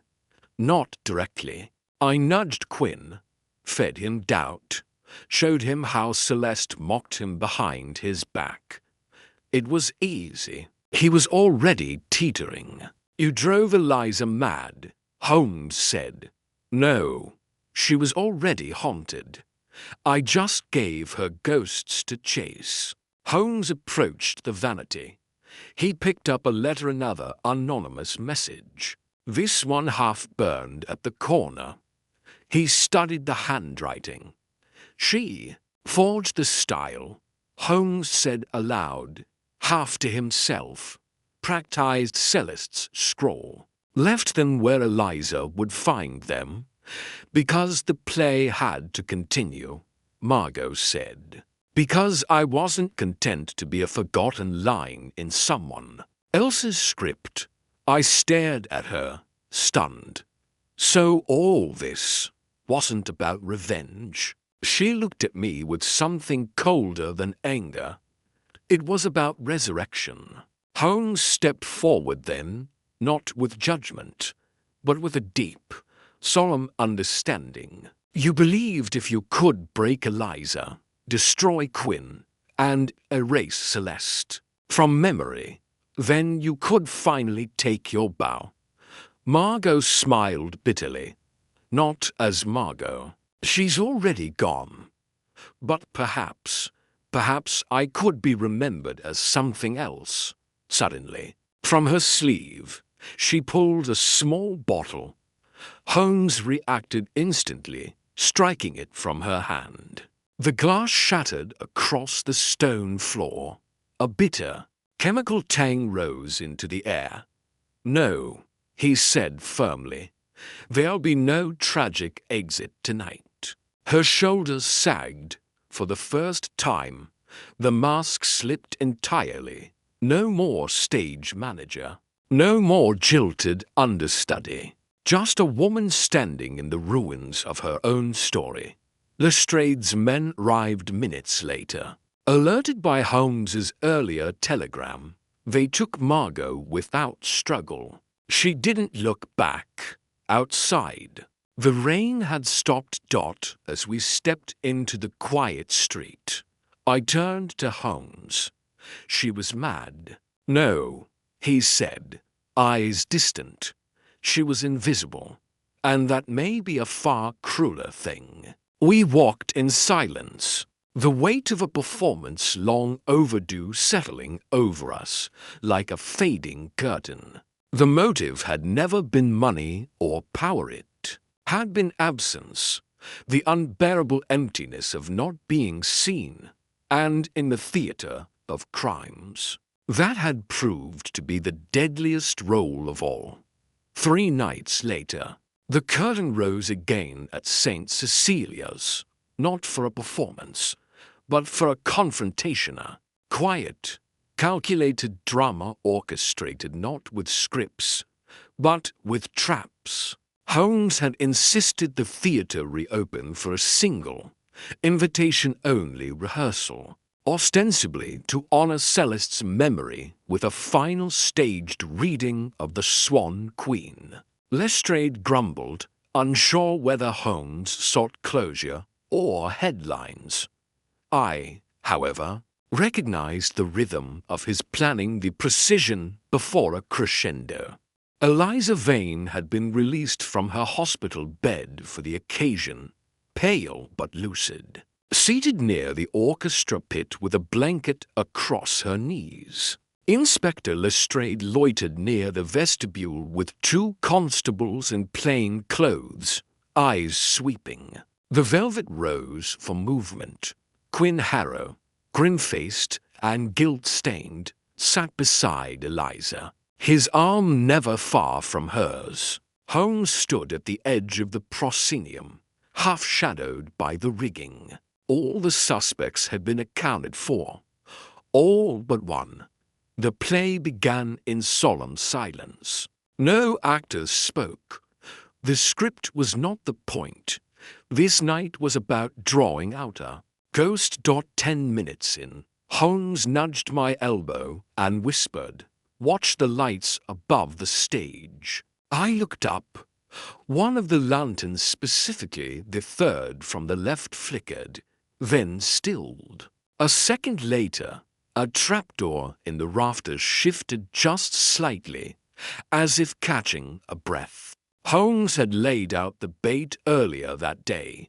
He'd let slip, just loudly enough, that all remaining evidence, Margot's forged notes, the half-burnt letters, even her annotated scrapbook, had been removed from Scotland Yard's archives and stashed temporarily in a locked prop trunk beneath. The stage. It was a fabrication, but for someone desperate to rewrite the ending once more.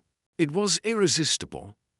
Holmes stood and walked deliberately to the center of the stage. He didn't raise his voice, but every ear turned toward him. "Before this evening continues," he said, "there is one final performer yet to arrive. One who has been hiding in plain sight just behind the curtain of guilt." I watched Quinn tense. Eliza straightened slightly, as if the name on the tip of Holmes's tongue already trembled in the air. Then a thump echoed from the rafters. Holmes turned calmly toward the lighting rig. "I do hope," he said, "you won't make this messier than it needs to be. There was a sudden screech of rope, a crashing movement above, and a figure swung down from the gantry dressed in a dark technician's cloak, hair hidden beneath a cap. A slender frame, but unmistakable. Marian Blythe. She landed awkwardly behind the curtain, scrambled to her feet, and bolted stage left. Lestrade lunged, but Holmes signaled him to hold. "She won't go far," Holmes murmured. "She's written herself into the final act." We found her moments later in the costume room, breathless and cornered. The walls were lined with every mask she had ever worn: maid, soldier, nurse, queen. The expression on her face, however, was bare. "I didn't kill anyone," she said quickly, voice sharp. "You've got no right. You staged it." Holmes interrupted.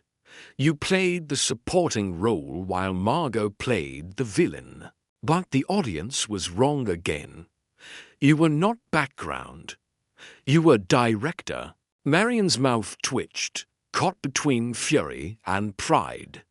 "You coached Margot," Holmes said. "Fed her the narrative. Told her she'd been overlooked. You used her pain. Manipulated her. Why?" "She wanted it," Marian said. "She begged for meaning. I gave her one." Holmes stepped closer. "But she wasn't your first. Elise's madness, Celeste's paranoia, Quinn's self-destruction, all symptoms, not causes, and Marian, the quiet, background presence at every rehearsal, had been feeding all of them. Notes slipped in dressing rooms, props subtly altered, doubts whispered behind closed curtains. You saw the theater as a machine," Holmes said, "and people as roles to be cast." "I saw them as lies," she hissed. "All of them, pretending to be something grand. Celeste with her tragedy, Quinn with his tortured genius, Margot clinging to the past.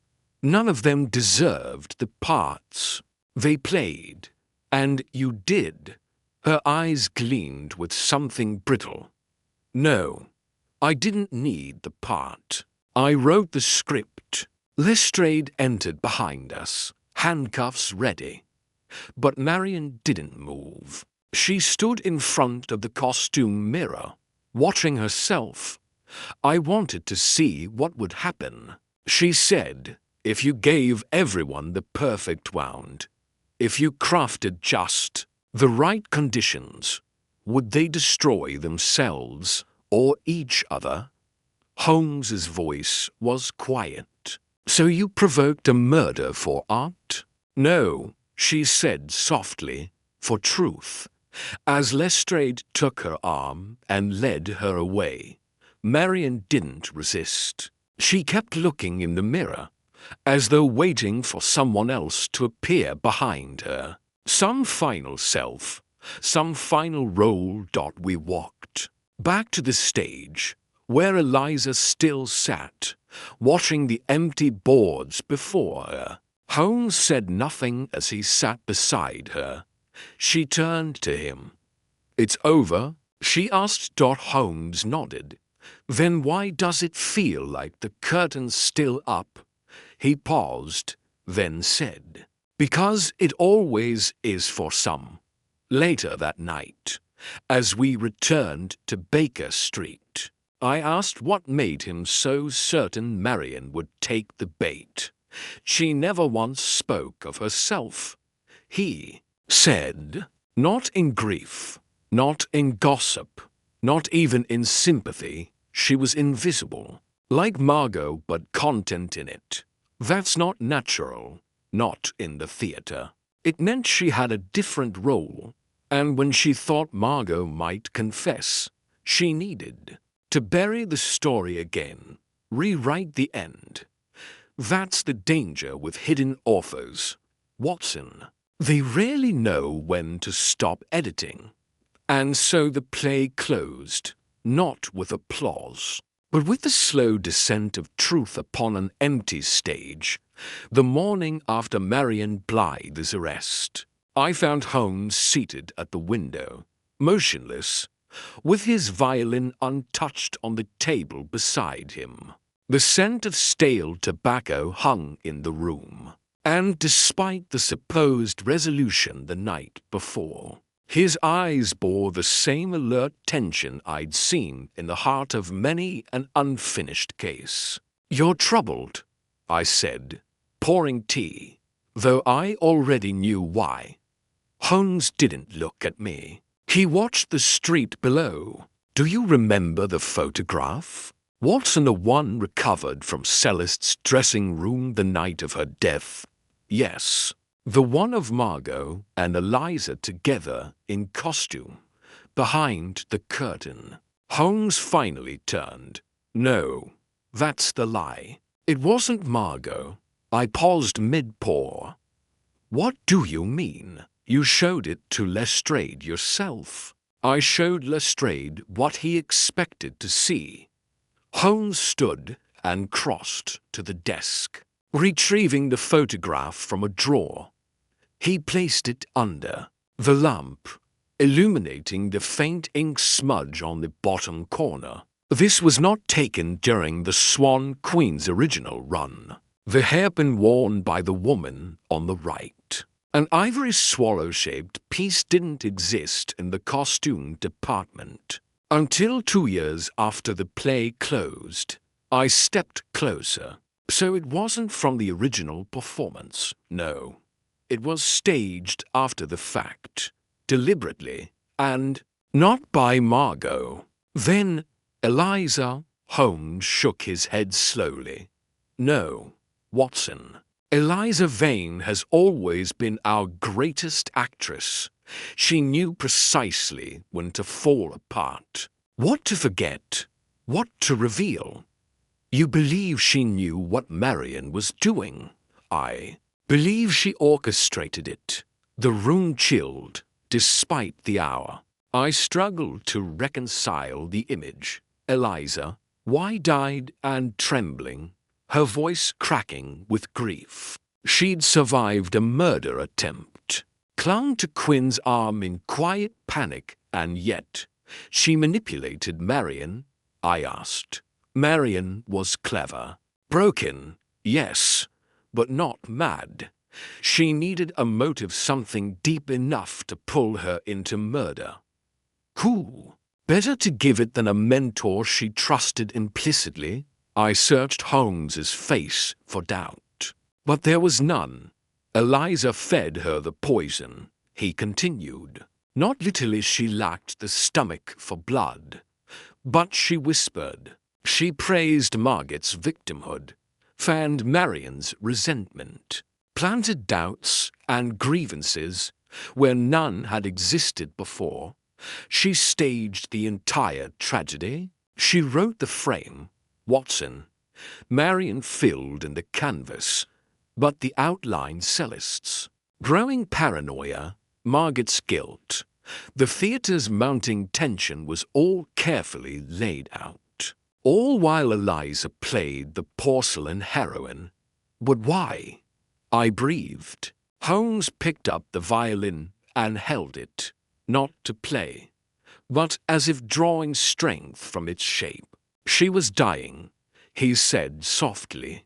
You recall her sudden fainting spells, the medications Quinn fetched from the hospital pharmacy, the rare visits from private doctors. She never intended to see the season's end.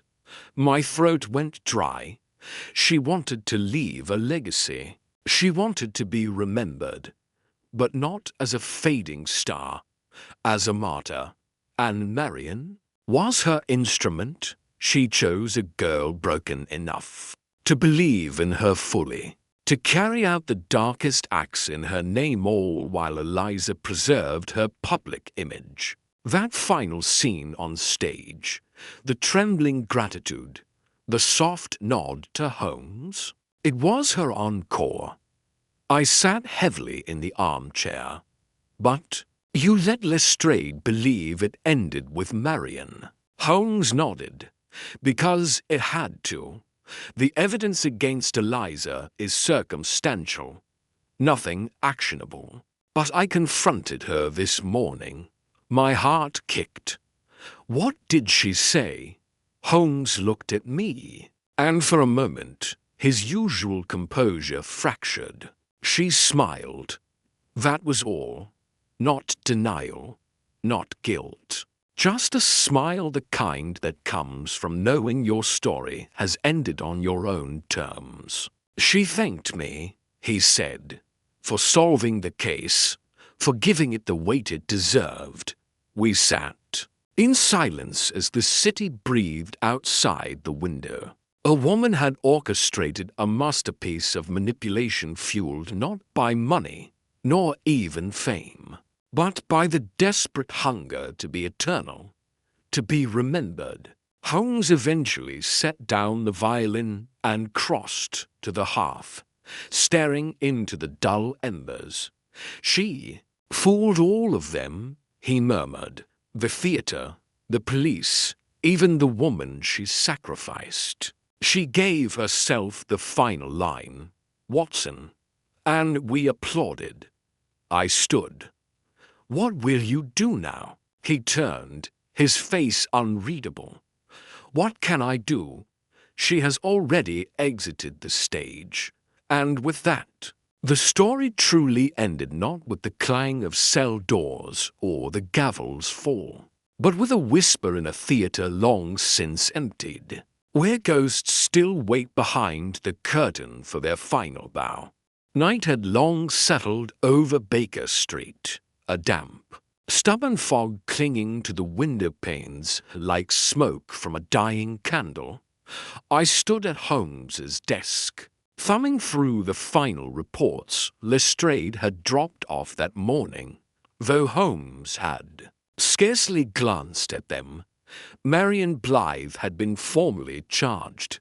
The Crown's case, assembled and sealed, rested on her fingerprints on the vial. Her damning confession scrawled in ink, and her venomous words about Celeste before the curtain ever rose. The world, it seemed, was content with a neat ending. But Holmes was not the world. He sat in his chair, fingers steepled beneath his chin, his gaze fixed not on anything in the room, but on a world behind his eyes, a world still. Unraveling, you. Don't believe it's over, I said. He looked up, and there was an edge of weariness in his voice. Oh, it's over in the eyes of Scotland Yard. Lestrade is likely toasting the success even now. But we know better, don't we? I nodded. Eliza's role, her manipulation.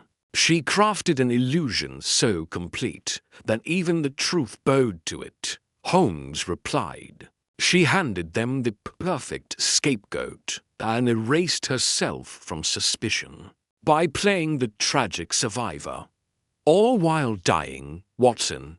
That's what makes it perfect. She's beyond the law now, I murmured.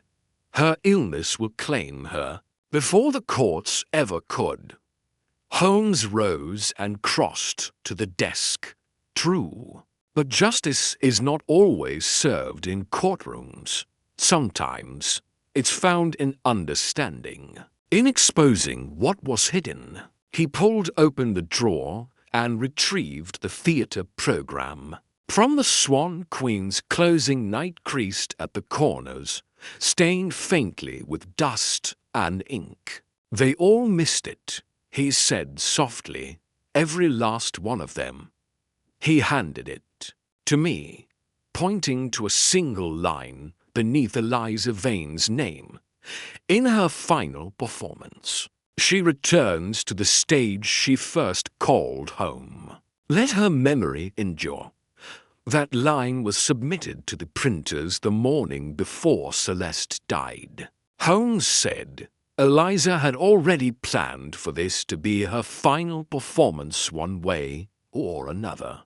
I felt the chill run up my spine. You mean she anticipated the murder? No, Watson, Holmes said quietly. She required it. He stepped away, hands behind his back, his voice deepening as if lecturing a silent class. Celeste had been the last one to resist Eliza's version of the truth. She knew something. Perhaps she suspected Marian's growing instability. Perhaps she threatened to expose what Eliza was doing. But one thing is certain: Celeste had to be silenced to ensure the legend could live. I stared down at the program, the name beneath Eliza's, now barely legible. And Marian, she was the final act. Holmes replied, a pawn to, damaged to question the playwright. Silence stretched between us. Then I asked, "What will you do with all this?" He turned, looking at me not as a friend, but as a confidant in some terrible burden. Nothing. The word hit me with more finality than any gavel. Eliza will die soon. Her suffering is guaranteed, and unlike the courts, death cannot be manipulated. But more than that, if I reveal this now, Marian becomes the victim of another lie. Her insanity defense will be revoked. She will hang. And you believe she deserves mercy? I asked, surprised. Holmes nodded. She was used, Watson, molded. Her hatred was not born, it was cultivated. And what would justice look like? To dead women and a courtroom theater? No. Sometimes the truth is best kept where it can do no more harm.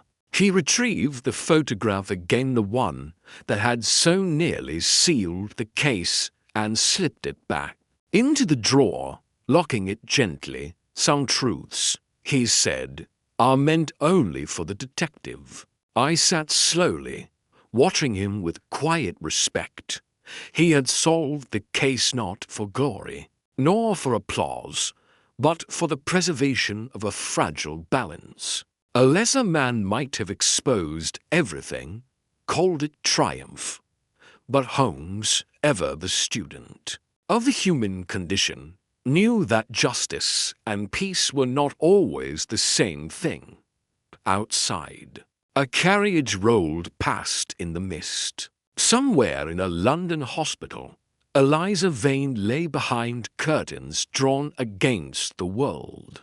The theatre buzzed on without her, its players unaware of the performance they had barely survived. Holmes turned back to the fireplace, and in the flickering glow, I saw the lines of restraint carved into his face. Did she win, Holmes? I asked quietly.